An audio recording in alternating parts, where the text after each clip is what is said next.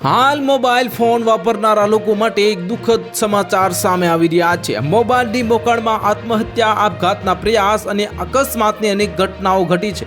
ત્યારે વધુ એક ઘટનામાં રાજકોટમાં માલધારી ફાટક પાસે મોબાઈલમાં મશગુલ 12 વર્ષનો તરુણ કાનમાં હેન્ડ્સ ફ્રી ભરાવી અને જતો હતો ત્યારે અચાનક ટ્રેન આવી ચડતા બનેવીએ શાળાને બચાવવા દોડ મૂકી હતી, પરંતુ કમનસીબે ચાળો બનેવી બંને ટ્રેનની ઠોકરે ચડી જતા બંનેને કમકમાટી ભર્યા મોત નીપજ્યા હતા અને શાળા બનેવીના મોતથી બંને પરિવારમાં અરેરાટી સાથે ગમગીની છવાઈ જવા પામી છે, તો બંનેના મૃતદેહને વતનમાં લઈ જવામાં આવ્યા છે।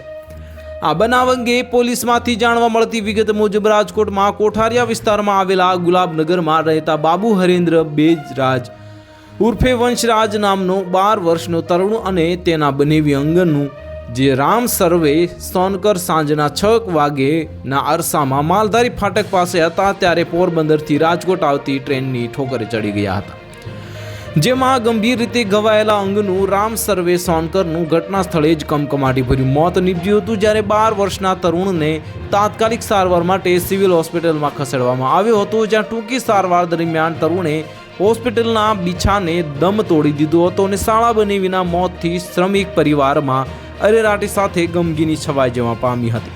તો હાલ માટે આટલું જ, મળીશું નવી અપડેટ સાથે। જો તમને અમારા વિડીયો પસંદ આવતા હોય તો વિડીયોને લાઇક કરી દેજો, ચેનલને સબસ્ક્રાઇબ કરી બાજુમાં આવેલા બેલ આઇકનને દબાવી દો, જેથી તમને આવા સમાચારની અપડેટ મળતી રહે।